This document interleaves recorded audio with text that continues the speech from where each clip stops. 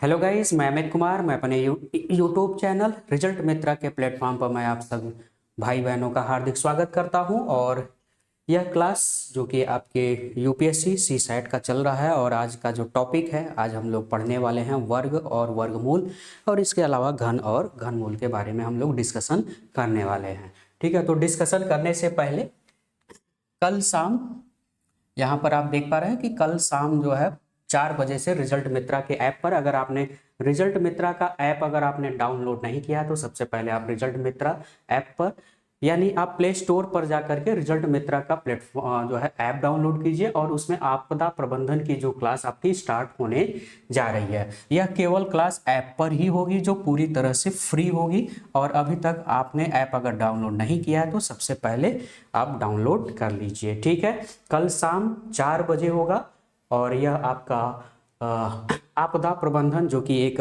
Disaster management है, एक important role अदा करता है। आपके 4 से 5 क्वेश्चन जो है आपके यूपीएससी एग्जाम में पूछे जाता है। ठीक है, तो इसको आप जरूर डाउनलोड कर लें। ठीक है, तो ऐप डाउनलोड कर लें, और यह निःशुल्क आपको क्लास होने वाली है, इसका फ़ायदा आप जरूर उठाएं। ठीक है, तो चलिए आज हम लोग डिस्कशन करने वाले हैं।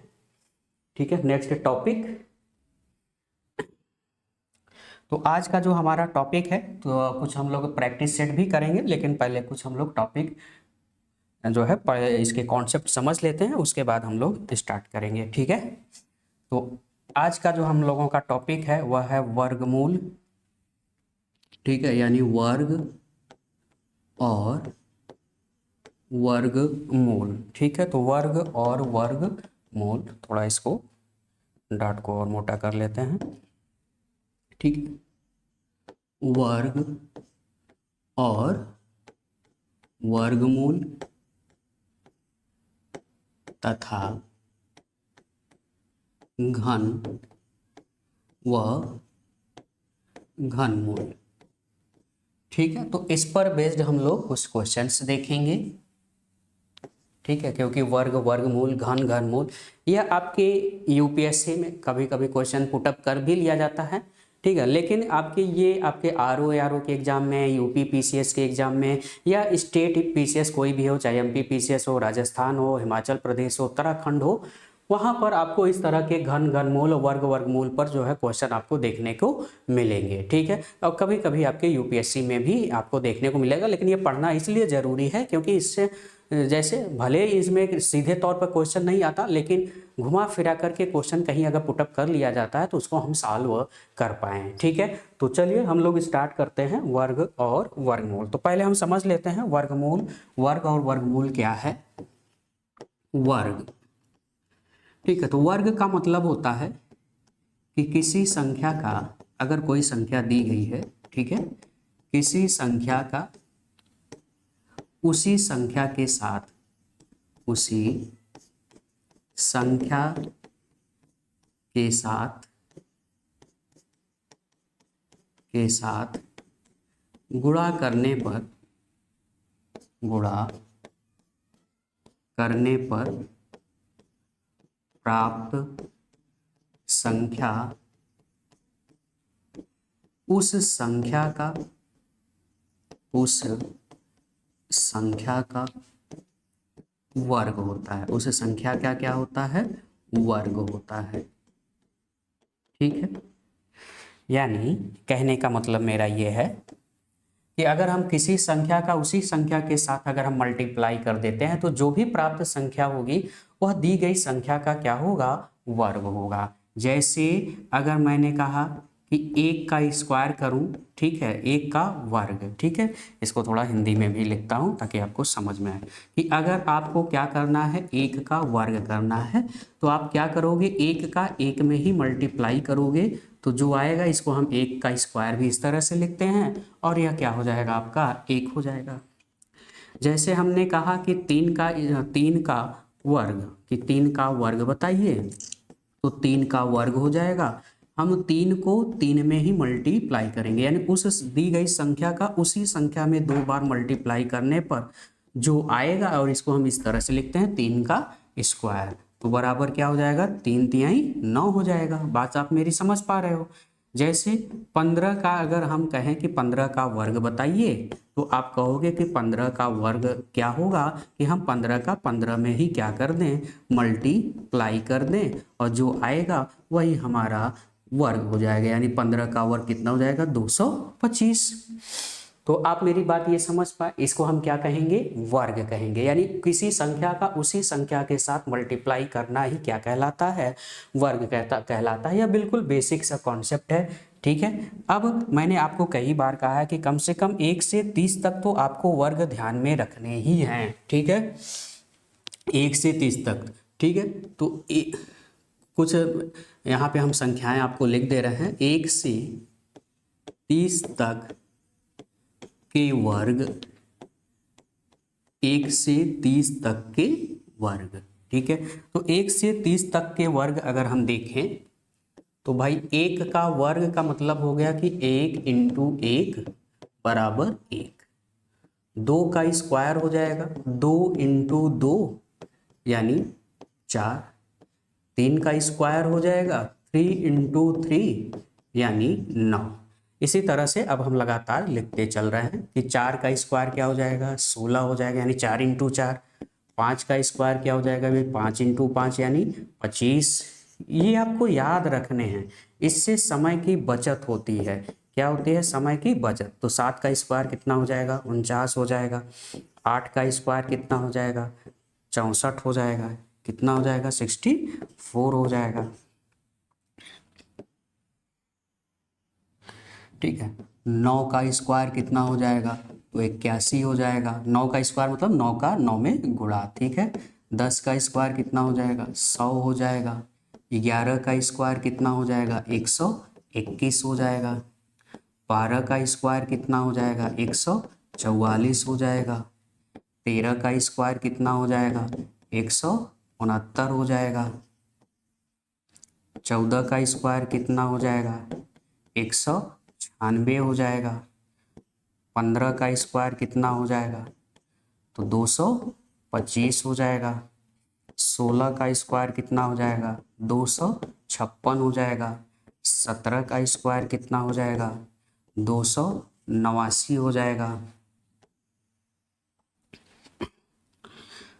18 का स्क्वायर कितना हो जाएगा, तो 18 का स्क्वायर 324 हो जाएगा। 19 का स्क्वायर कितना हो जाएगा, तो 361 हो जाएगा। 20 का स्क्वायर कितना हो जाएगा, तो आप कहोगे 400 हो जाएगा। 21 का स्क्वायर कितना हो जाएगा, तो आप कहोगे 441 हो जाएगा। 22 का स्क्वायर कितना हो जाएगा, तो 484 हो जाएगा। 23 का स्क्वायर कितना हो जाएगा, तो आप कहोगे 529 हो जाएगा। 24 का स्क्वायर कितना हो जाएगा, तो आप कहोगे 576 हो जाएगा। 25 का स्क्वायर कितना हो जाएगा, तो आप कहोगे 625 हो जाएगा। 26 का स्क्वायर कितना हो जाएगा, तो आप कहोगे 676 हो जाएगा। ठीक है, 27 का स्क्वायर कितना हो जाएगा, तो 729 हो जाएगा। 28 का स्क्वायर कितना हो जाएगा, तो ये हो जाएगा आपका 8 4 यानी 784 हो जाएगा। ठीक, और 29 का स्क्वायर कितना हो जाएगा, तो ये हो जाएगा आपका 729, 7 7 9 81। ठीक है, यानी 1 हो जाएगा और 81, और ये हो जाएगा 9 दूनी 18 दूना 36।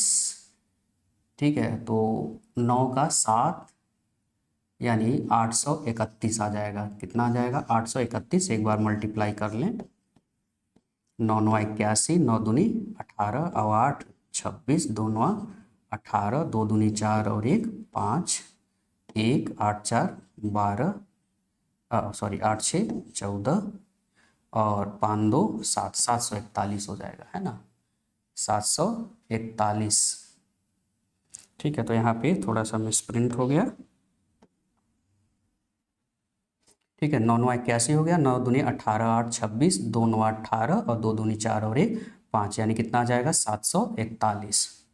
ठीक है, तो 741 5 2 7 और 1 8, सॉरी 841, कितना हो जाएगा 841।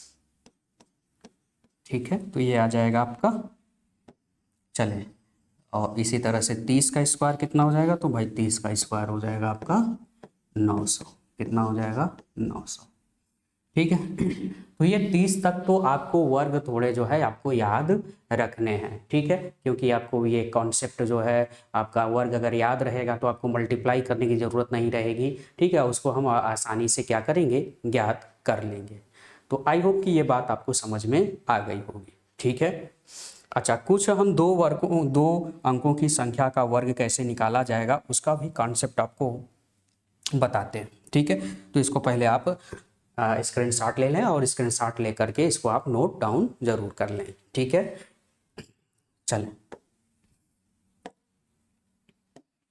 तो अब हम लोग बात करते हैं वर्ग ज्ञात करना। वर्ग ज्ञात करना, अगर कुछ संख्याएं दी हो तो हम उसका कैसे जल्दी से वर्ग ज्ञात कर सकते हैं। जैसे अगर 2 अंकों की संख्या दी हो, ठीक है, 2 अंकों वाली संख्या,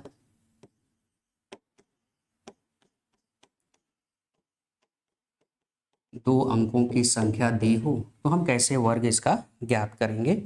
जैसे मान लो हमको निकालना है 26 का वर्ग निकालना है। ठीक है, तो आप क्या करोगे, जो ये 6 दिया है, ठीक है, जो 6 ये दिया है, इसको आप एज इट इज 6 का स्क्वायर कितना हो जाएगा 36 हो जाएगा। 6 का स्क्वायर कितना हो जाएगा 36 हो गया, उसको आप 36 आप लिख लोगे। ठीक है, अच्छा, अब 2 का स्क्वायर अगर देखोगे तो आप कितना होगा भाई, ये 2 6 दूनी 12 और 12 दूना 24। ठीक है, 6 दूनी 12, 12 दूना 24, और ये जो 3 यहाँ पर आपने लिखा है उसको 24 में आप क्या कर लोगे, जोड़ लोगे। ठीक है, 24 में क्या कर लोगे, जोड़ लोगे। ठीक है, तो 6 दूनी 12, ठीक है, 2 दूनी 4 और 2 6 हो जाएगा। ठीक है, कितना हो जाएगा 6 हो जाएगा। ठीक है, 6 हो जाएगा।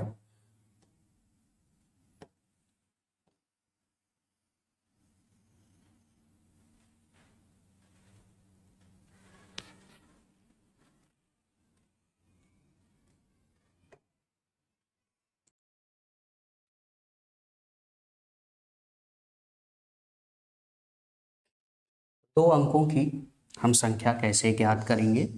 ठीक है, उसका वर्ग हमको कैसे ज्ञात करना है। तो वर्ग ज्ञात करने के लिए हम क्या करेंगे, मान लो जैसे आपको 36 का वर्ग निकालना है कि 36 का वर्ग क्या होगा, तो आप 6 का वर्ग करिए, तो 6 का वर्ग क्या हो जाएगा 36। 6 का वर्ग कितना होगा 36।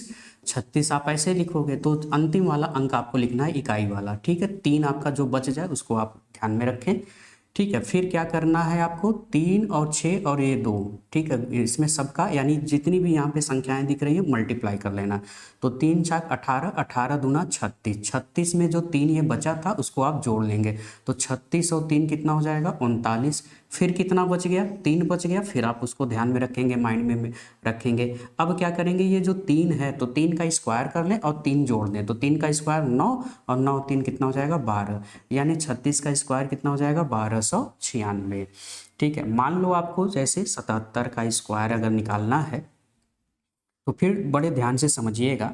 तो पहले हम 7 का क्या करेंगे स्क्वायर, तो 7 का स्क्वायर करोगे तो आप क्या लिखोगे 49। 49 का अंतिम वाला अंक लिखना है, 49 का क्या लिखना है अंतिम वाला अंक लिखना है।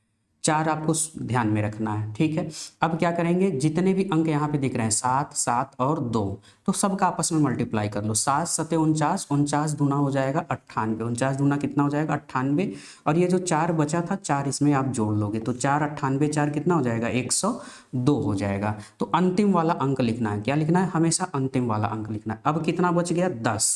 अब 7 का फाइनली 7 का क्या करोगे स्क्वायर करोगे, और 7 का स्क्वायर कितना हो जाएगा 49, और 10 जोड़ लोगे तो ये हो जाएगा 59। यही हमारा जो है स्क्वायर हो जाएगा। फिर से समझिए आसानी से, जैसे मान लो हमको 52 का स्क्वायर निकालना है कि 52 का स्क्वायर क्या हो। ठीक है, तो 52 का स्क्वायर, तो 2 का स्क्वायर कितना हो जाएगा 4, 2 का स्क्वायर कितना हो जाएगा 4 हो जाएगा। ठीक है ना, आप समझ पा रहे हैं। तो जो 2 का स्क्वायर क्या हो जाएगा 0 4 लिखोगे, क्या लिखोगे 0 4, या फिर ऐसे ही रहने दो आप। ठीक है, अब फिर आपको क्या करना है 5 दूनी 10, 10 दूनी 20, अब हासिल तो कोई था नहीं, तो आपका क्या आ जाएगा, 0 आ जाएगा। समझ पा रहे हैं कि नहीं? पहले आपको 2 का स्क्वायर करना है, इस वाले डिजिट का स्क्वायर करना है, लिख दिया हमने। ठीक है, 2 दूनी 4। अब 4 में कोई हासिल तो होगा नहीं, तो वही लिख दिया। फिर जितने अंक दिख रहे हैं 5, 2 और ये 2, ठीक है, सबका आपस में गुणा कर लो, तो 5 दूनी 10, दूनी 20 हो जाएगा। ठीक है, 20 को आप ऐसे लिखोगे जिसमें हमने 0 लिख दिया। अब बचा क्या आपका, 2 बच गया। अब फिर फाइनली ये 5 का हम क्या करेंगे, स्क्वायर। तो 5 का स्क्वायर कितना हो जाएगा, 25, 25 और 2 कितना हो जाएगा, 27। यानी इसका 52 का स्क्वायर कितना हो जाएगा, 2704। बात आपको समझ में आई? और एग्जाम्पल देखते हैं। जैसे मान लो और एग्जाम्पल हम लेके चलते हैं।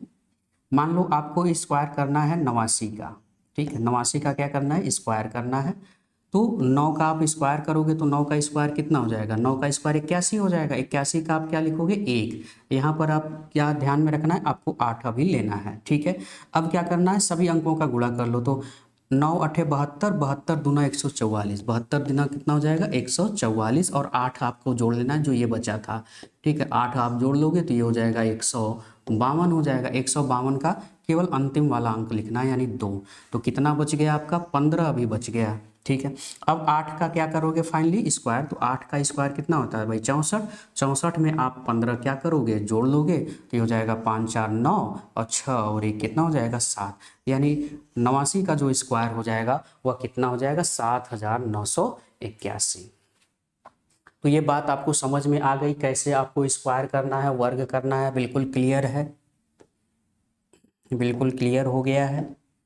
जैसे मान लो हम और लेते हैं। जैसे मान लो हमको स्क्वायर करना है 73 का स्क्वायर करना है। ठीक है, तो 3 का स्क्वायर कितना हो जाएगा, 9। पहले इस संख्या का क्या करोगे, स्क्वायर। तो 9 हो गया। हासिल अब 2 अंकों में तो है नहीं कि हासिल बचेगा, है ना। तो अब क्या करोगे, अब इसका सबका गुणा कर लेना। तो 7 त्रिक 21, 21 दूना 42। 42 तो आप ऐसे लिखोगे, तो अंतिम वाला लिखना है, तो यहाँ पे हमने 2 लिख दिया। ठीक है, अब इसका करोगे वर्ग। तो 7 का स्क्वायर 49, और कितना बचा था, ये 4 बचा था, तो 4 जोड़ लोगे तो 49 और 4 कितना हो जाएगा, 53। यानी यही हमारा स्क्वायर हो जाएगा। आई होप कि ये बात आपको बिल्कुल क्लियर हो गया होगा, आप समझ गए होंगे। क्लियर है ये बिल्कुल बातें? ठीक है, इसमें कोई डाउट?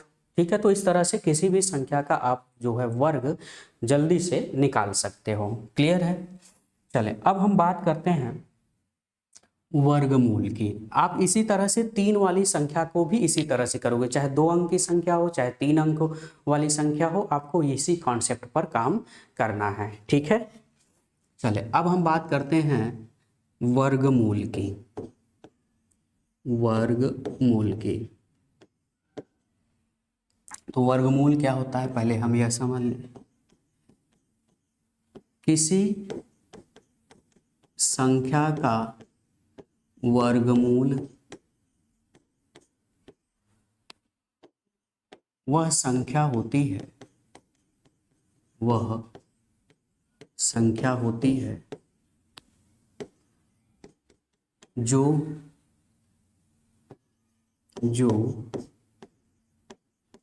उस संख्या में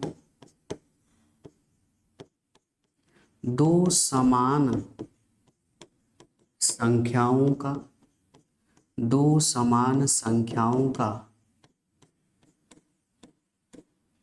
गुणज हो, दो समान संख्याओं का गुणज हो, या उस दी गई संख्या पर घात 1/2 हो तो उसे वर्गमूल कहते हैं। या सीधे तौर पे कहें कि किसी भी दी गई संख्या पर घात कितना हो, 1/2। जैसे अगर मैं कहूँ कि 4 पर घात 1/2 है, तो इसका मतलब ये वर्गमूल है। क्या है, वर्गमूल। और इसको हम कुछ इस तरह से लिखते हैं, √4। ठीक है, क्या लिखते हैं, √4। यानी 1/2 है तो इसको हम लिखेंगे √4। ठीक है। अब √4 का अगर हम मान निकालें तो इसका जो मान आएगा, ठीक है, तो ये हो जाएगा 2 × 2, और 2 × 2 का मतलब ये हो जाएगा 2, ठीक है। यानी जिसका जोड़ा बनेगा, ठीक है, यानी जो दो समान संख्याओं का गुणज हो। तो यहाँ पे दो समान संख्याएं कौन है? 2। यानी ये जो दी गई संख्या का वर्गमूल हमको निकालना था, वह दो संख्याओं का क्या होता है? समान संख्याओं का गुणज होता है, ठीक है। और जो जिसका ये गुणज होता है वही उसका वर्गमूल होता है। तो यानी हम 4 का जैसे हमने वर्गमूल निकाला, तो दो संख्याओं का गुणज कौन है? 2 और 2 है, और इसका तो आंसर क्या आ जाएगा? 2 आ जाएगा। यानी अगर वो जोड़ा बनता है तो उससे जो है एक क्या हो जाएगा? बाहर निकल जाएगा। जैसे मैं कहूँ कि 8 पर घात 1/2, तो इसका मतलब ये हो जाएगा √8। 8 पर घात 1/2 का मतलब √8।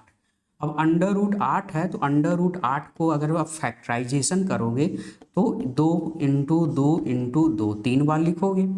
और हम जानते हैं कि वर्गमूल में हमेशा पेयर निकलता है, हमेशा पेयर का जोड़ा का एक निकल जाता है। तो यहाँ पर एक जोड़ा बनेगा, एक सिंगल बच जाएगा, एक का जोड़ा नहीं बन पाएगा। तो जो नहीं बन पाएगा वह रूट के अंदर ही रहेगा, वर्गमूल के अंदर रहेगा, और जो जिसका जोड़ा बनेगा वह उसमें से एक बाहर निकल आएगा। तो ये जोड़ा बन रहा है, किसका जोड़ा बन रहा है? 2 का, तो 1 2 निकलेगा। ये नहीं कि दोनों 2 आप लिखोगे, 1 2 लिखोगे, ठीक है। और ये जिसका जोड़ा नहीं बचा वह अंदर ही रह गया। बात आप मेरी समझ पाए? क्लियर है? जैसे मान लो हमको निकालना है वर्गमूल 128 का वर्गमूल निकालना है, ठीक है। 128 का वर्गमूल का मतलब 128 पर घात कितना लिखोगे? 1/2। उस पर घात कितना लिखोगे? 1/2। तो इसका मतलब यह हो जाता है कि रूट में हम इसका फैक्टर करेंगे तो 2 दूनी 4 दूनी 8 दूनी 16 दूना 32 दूना 64 दूना 128, ठीक है। तो 2 दूनी 4 दूनी 8 दूनी 16 दूना 32 दूना 64 दूना 128। अब इसमें से वही बाहर निकलेगा जिसका पेयर बनेगा। तो पेयर कितने बनेंगे? एक पेयर बना, ये एक और पेयर बना, एक और पेयर बना, ये सिंगल बच गया। तो अब आप करोगे क्या कि ये जो पेयर जिनका बनेगा उनमें से एक निकलेगा, तो एक इसमें से 2 निकलेगा, मल्टीप्लाई बाई एक इसमें से 2 निकलेगा, मल्टीप्लाई बाई एक इसमें से 2 निकलेगा, और जिसका पेयर नहीं बना उसको रूट में ही हम लिख देंगे और इसका मल्टीप्लाई कर लेंगे। तो 2 दूनी 4 दूनी 8 √2। बात आप मेरी समझ पाए? यानी इस तरह से हम किसी भी संख्या का जो है यानी फैक्टराइजेशन मेथड द्वारा जो है उसका वर्गमूल निकाल लेते हैं। मान लो कोई बड़ी संख्या दी गई होती है तो हम कैसे निकालेंगे कि उसका वर्गमूल जो है, अगर हम चेक करें कि हम उसका वर्गमूल क्या होगा, ठीक है। मान लो जैसे कोई संख्या दी गई है 18,496, ठीक है। क्या दिया गया है? 18,496। अब अगर हमको इसका फैक्टराइजेशन करना हो तो काफ़ी भारी संख्या होगी, ठीक है। तो हम क्या करेंगे, तो हम एक और मेथड होता है जिससे हम उसका वर्गमूल निकाल सकते हैं भाग विधि द्वारा। किसके द्वारा? भाग विधि द्वारा। अब ये भाग विधि द्वारा हम वर्गमूल कैसे निकालते हैं? जब बड़ी संख्या होती है तो हम इसका प्रयोग करते हैं, ठीक है। जैसे कि यहाँ पे 18,496 दिया है, तो आपको करना क्या है? आपको भाग देना है। क्या करना है? भाग देना है। तो एक आप लाइन खींचेंगे, ठीक है। तो सबसे पहला काम होगा कि आप इसका बनाओगे पेयर। क्या बनाओगे? पेयर बनाओगे, ठीक है। और पेयर हमेशा इधर से यानी दाएं से बाएं साइड चलोगे, हमेशा इधर से पेयर बनेगा। तो एक पेयर बन गया, 2 पेयर बन गया, ये सिंगल बच गया, ठीक है। तो हमेशा दाएं से बाएं तरफ आप पेयर बनाना शुरू करोगे।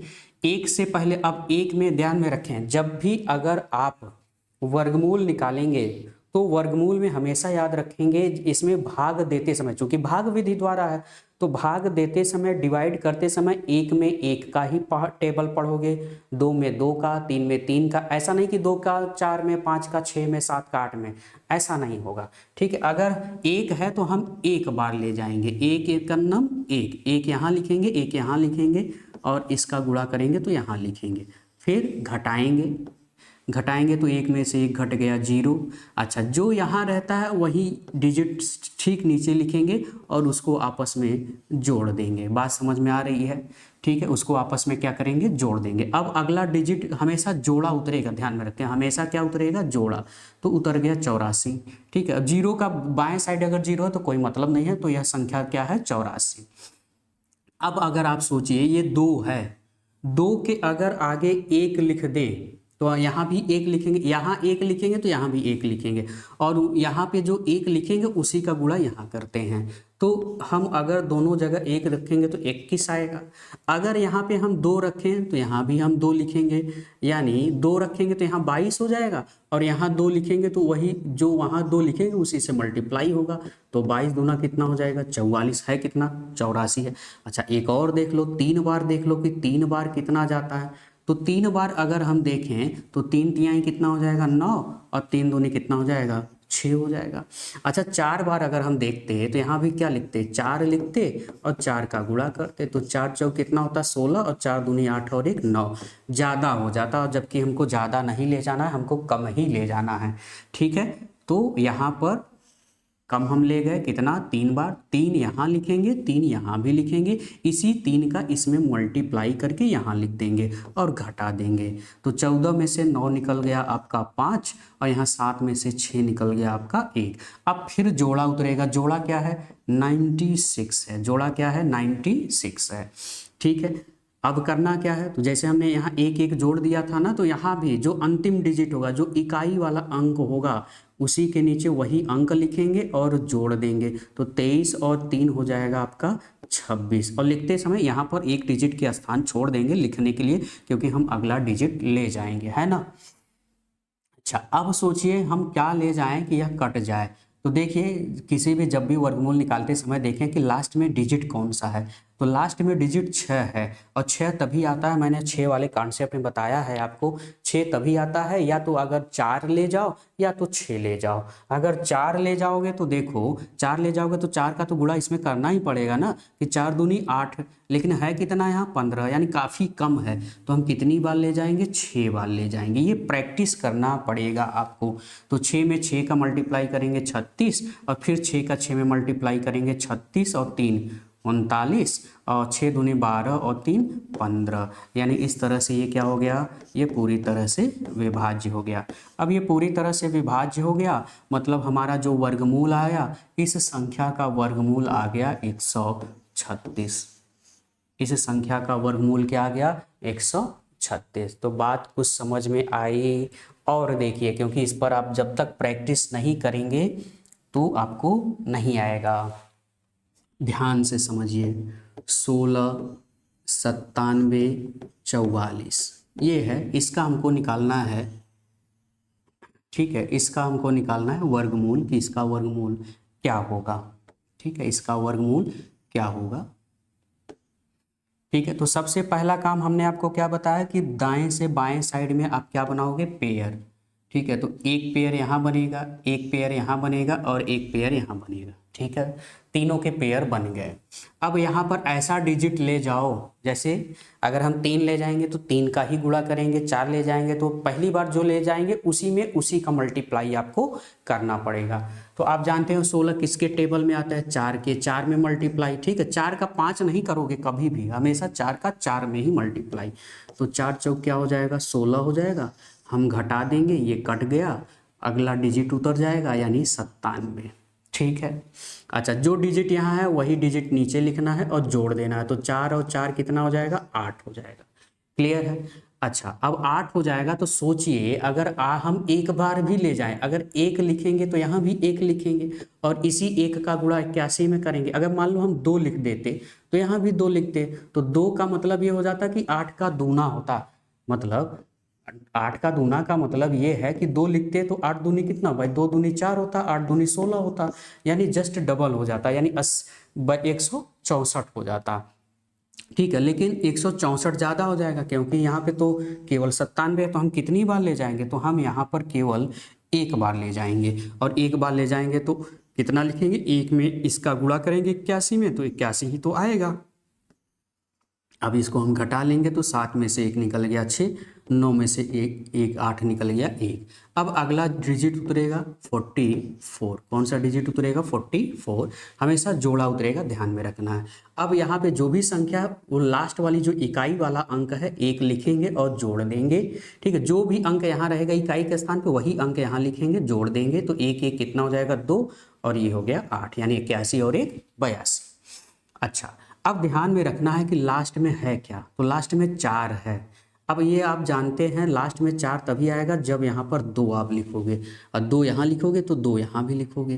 तो अब इसी 2 का मल्टीप्लाई इन तीनों में करना है। तो 2 दूनी 4, फिर 2 दूनी 4, और फिर 2 अट्ठे 16, यानी यह पूरी तरह से क्या हो गया?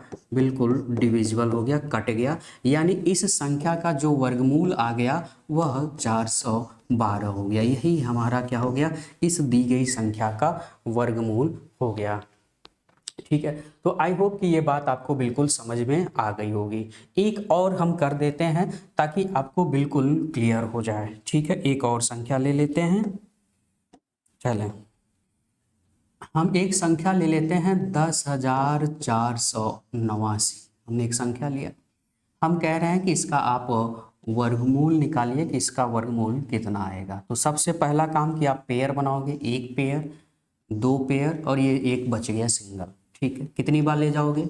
पता ही है, एक बार आपको ले जाना है। एक नाम 1 2 ले जाओगे तो 2 दूनी 4 हो जाएगा, ज़्यादा हो जाएगा।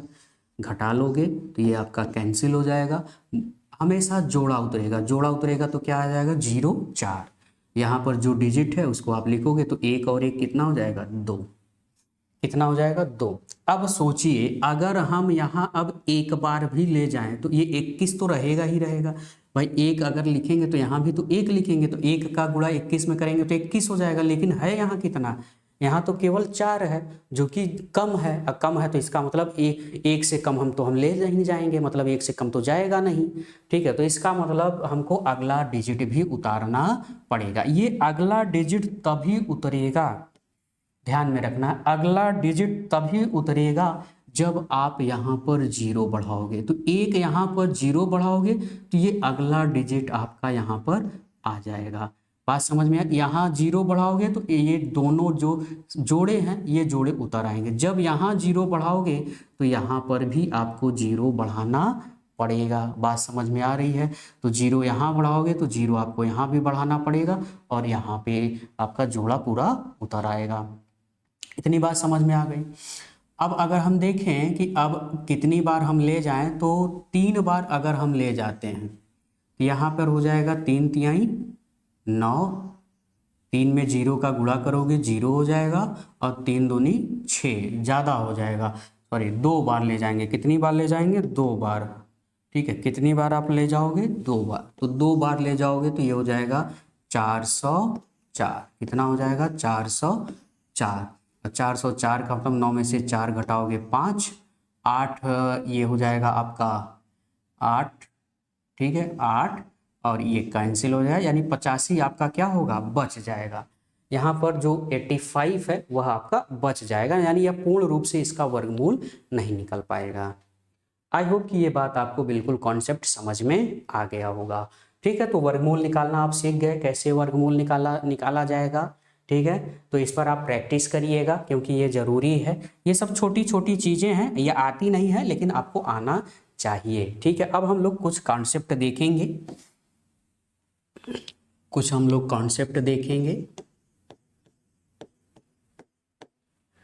ध्यान में रखना है। ठीक है, तो अगर हम किसी संख्या का कोई संख्या दी गई है और उसका इकाई का अंक अगर 2 है, 3 है, 7 है या फिर 8 है, तो जो भी उसका वर्गमूल निकालोगे तो उसका पूरी तरह से वर्गमूल कभी नहीं निकल पाएगा। यदि किसी दी गई संख्या के अंत में संख्या का अंत का मतलब होता है इकाई का अंक। ठीक है, संख्या का अंत का मतलब इकाई का अंक। ठीक है, इकाई का अंक। ठीक है, तो अगर कोई संख्या दी गई है उसके अंत में 2 है, 3 है, 7 है या फिर 8 है।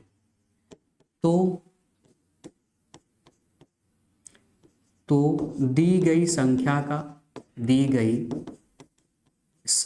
का कभी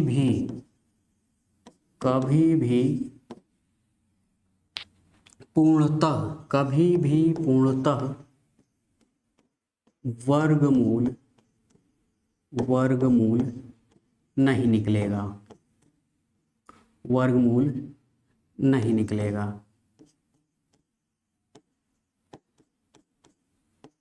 ठीक, नहीं निकलेगा। या हम ये कह सकते हैं कि अर्थात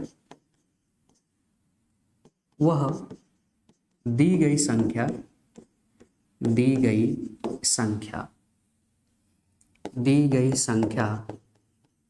किसी का वर्ग नहीं होगा।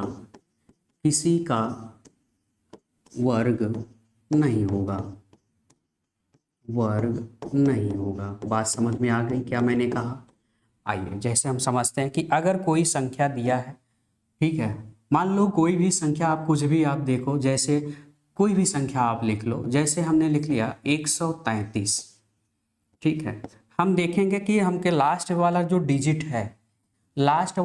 डिजिट है यानी इकाई वाला जो अंक है, कहीं 2 है, 3 है, 7 है या फिर 8 है। अगर इस तरह का कोई लास्ट वाला डिजिट है तो इसका मतलब ये है यह किसी भी संख्या का वर्ग नहीं होगा, किसी भी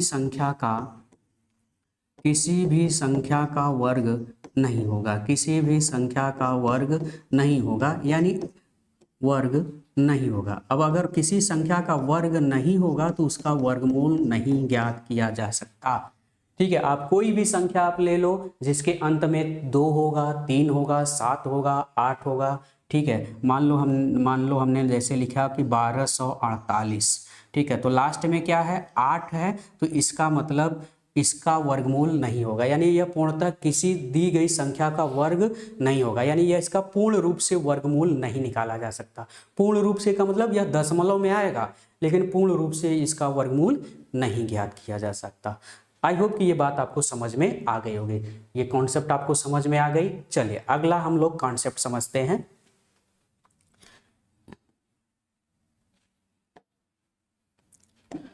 अगर मान लो किसी दी गई संख्या का जो अंतिम अंक है, ठीक है, अगला जो कॉन्सेप्ट है,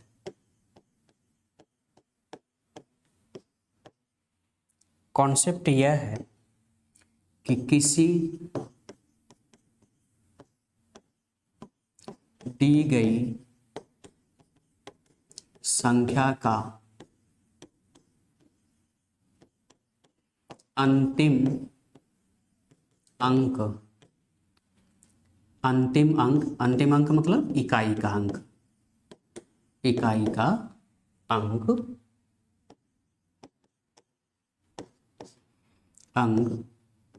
है, 1 हो, अंतिम में क्या हो? 1 हो, ठीक है। तो उस संख्या के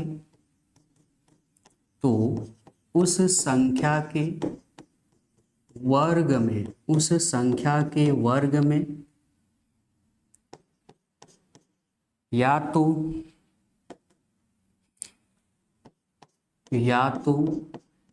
1 होगा या 9 होगा, ठीक है। 1 होगा या फिर 9 होगा, ठीक है। बात समझ में आई? अगर किसी का सॉरी, यहाँ पे वर्ग मैंने लिख दिया, वर्गमूल है, ठीक है भाई, वर्गमूल, ठीक है। तो अगर किसी संख्या का अंतिम अंक क्या है? 1 है, तो उस संख्या का जो वर्गमूल होगा, ठीक है, तो वर्गमूल में उसके या तो 1 आएगा या तो 9 आएगा। बात समझ में आ रही है? जैसे मान लो हमने संख्या लिखा 361। अब हम ये जानते हैं कि 361 ये 19 का स्क्वायर है। किसका स्क्वायर है? 19 का।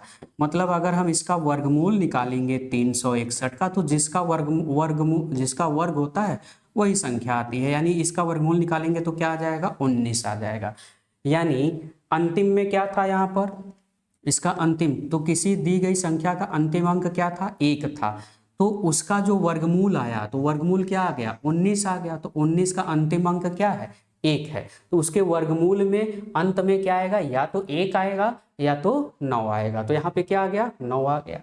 जैसे मान लो हम और एक संख्या ले लेते हैं, जैसे हमने मान लिया 121 ले लिया।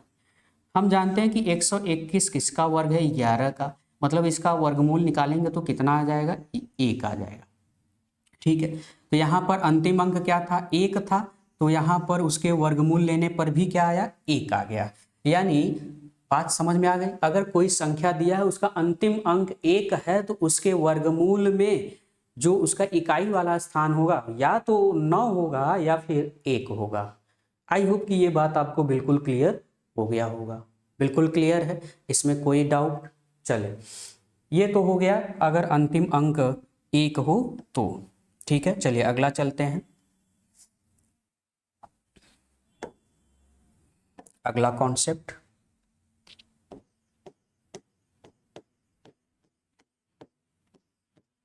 यदि दी गई संख्या का अंतिम अंक मतलब इकाई का अंक, बार बार नहीं लिख रहा हूं, ठीक है, तो अंतिम अंक 4 हो।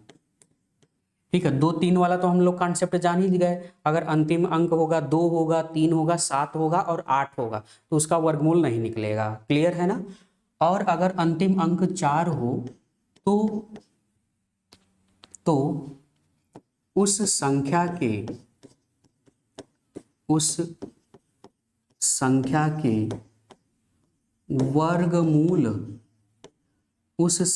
के वर्गमूल का इकाई का अंक, ठीक है, तो उसका जो इकाई का अंक होगा, ठीक है, उसका जो इकाई का अंक होगा, ठीक है, तो उसका जो इकाई का अंक होगा या तो 2 होगा, ठीक है, इकाई का अंक 2 या 8 होगा। क्या होगा, 2 या फिर 8 होगा। बात आप मेरी समझ पा। जैसे एक एग्जाम्पल लेते हैं, जैसे मान लो जैसे 64 है, ठीक है, क्या दिया है, 64। हमने कहा कि इकाई का अंक क्या हो, 4 हो। अगर इकाई का अंक 4 है तो उसका जब हम वर्गमूल निकालेंगे, यानी इसका जब हम वर्गमूल निकालेंगे 64 का, तो 64 आप जानते हो किसका वर्गमूल है, ये 8 का है भाई। 8 अठाई कितना होता है, 64 होता है, यानी इसका वर्गमूल क्या हो जाएगा, 8 हो जाएगा। मतलब 8 तो इकाई खुद ही है। तो इसका मतलब यह है कि किसी दी गई संख्या में अगर दी गई संख्या का अंतिम अंक अगर 4 है तो उसका इकाई का अंक क्या आएगा, या तो 8 आएगा या फिर 2 आएगा। हम एक और एग्जांपल लेते हैं, जैसे मान लो एक एग्जांपल हम लोग यहाँ पर और लेते हैं, जैसे मान लो हमने लिया 144। अब 144 का अगर वर्गमूल निकालें तो आप जानते हो कि 144 का वर्गमूल मतलब 12 इंटू 12, 12 में 12 का गुणा करोगे 44, जोड़ा ही बाहर निकलता है तो 12 आ जाएगा। इकाई का अंक क्या है, इसमें 2 ही तो है। तो हमारे कहने का मतलब यह था कि जो भी दी गई संख्या होगी अगर उसका अंतिम अंक 4 है तो उसके वर्गमूल में जो इकाई का अंक होगा या तो 2 होगा या तो 8 होगा। कॉन्सेप्ट क्लियर है, बात समझ में आ गई सभी को, कोई दिक्कत यहाँ पर। ठीक है, चले अगला चलते हैं, अगला कॉन्सेप्ट समझते हैं।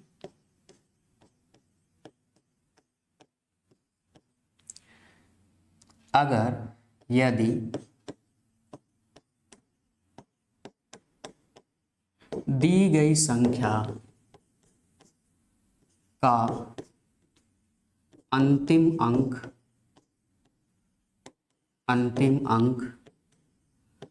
5 है तो